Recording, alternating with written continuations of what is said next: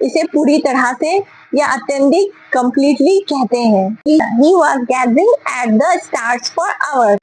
Hello everyone, welcome to today's English learning class. आज से मैं महागाथा बुक के साथ अपनी वोकैबुलरी जर्नी शुरू करने वाली हूँ. अगर आपकी भी इंग्लिश वीक है तो आप चिंता करने की कोई बात नहीं है, क्योंकि इस क्लास में मैं आपको कुछ ऐसे मुश्किल इंग्लिश वर्ड को आसान हिंदी मीनिंग के साथ समझाऊंगी, जिससे आपकी वोकैबुलरी स्ट्रांग होगी और इंग्लिश बोलने में आपका कॉन्फिडेंस भी बढ़ेगा. क्योंकि इस बुक में ऐसे कुछ वर्ड हैं जो मुझे लगा है कि आपसे शेयर करने से आपकी वर्ड मीनिंग भी स्ट्रांग होगी और आपको कुछ भी पढ़ने में, समझने में, इधर इंग्लिश बोलने में प्रॉब्लम नहीं होगी.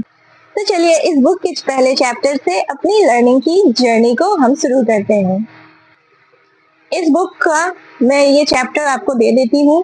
इसका पहला जो वर्ड मीनिंग है अटरली, इसे पूरी तरह से या अत्यधिक completely कहते हैं. She was utterly surprised by the silence. Blended, मिला हुआ या समाहित. Mixed, smoothly or combined, light and shadow blended into one. Traits, गुण, विशेषताएं, characteristics or features, courage and patience are admirable traits. Catalyst, उत्प्रेरक, बदलाव लाने वाला कारक. A thing causing significant change. His word acted as a catalyst for transformation. Willed, इच्छा करना या चाहना. Strongly desired or determined, she willed peace into her life through meditation. Distinguishable, पहचानने योग्य. Able to be recognized or identified, the fragrance was barely distinguishable. Primordial, आदि, सबसे प्राचीन. Existing from the beginning of the time, water is a primordial force in nature. Attributes, गुण, लक्षण. Features of qualities belonging to something. Creativity is one of her strongest attributes. Interplay, परस्पर प्रभाव, आपसी संबंध, mutual effect or interaction between things. The interplay of light and sound was magical. Sight, दृष्टि, देखना. Her sight was blocked by the heavy fog. Perception, धारणा या समझ. His perception of reality changed after meditation. Lay, रखना या लेटाना. He lay on the ground and stared at the sky. Abode, निवास स्थान. The temple is believed to be the abode of peace. Due, उचित समय, नियत. The baby was born in a due time. Shone, चमकना. The stars shone brightly in the sky. Orb, गोल आकृति, गोला.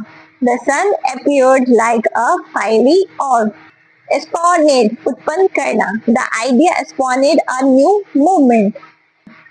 All pervading, सर्वव्यापक. Love is an all pervading emotion. Progenitor, जनक या पूर्वज. He is the progenitor of this theory. Pearl, मोती. She wore a necklace of pearl. Gestating, विकसित होना या गर्भ धारण करना. The idea was gestating in her mind. स्थिति means everything has a स्थिति and a change.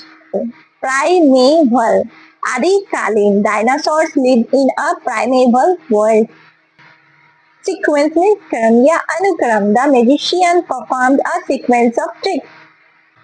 Gazing, टकटकी लगाकर देखना. He was gazing at the stars for hours. तो ये महागाथा बुक का जो पहला चैप्टर था मैंने वो कंप्लीट कर दिया है. अब आप सभी को मैं इसी तरह से, मेरे पास रतन टाटा जी का इतना मोटा बुक है, उसमें बहुत सारे वर्ड मीनिंग है, तो उसे भी आप सबको मैं इसी तरह से तैयार करवा दूंगी और इस महागाथा बुक को भी मैं कंप्लीट कराती रहूंगी.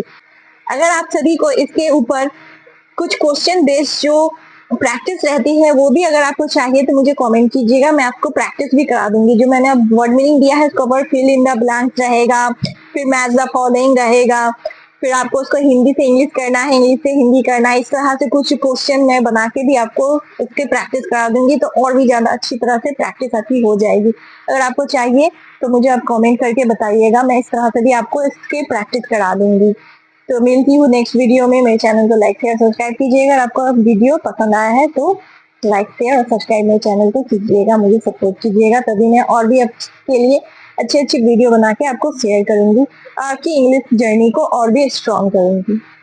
ओके बाय, मिलती हूँ नेक्स्ट क्लास में।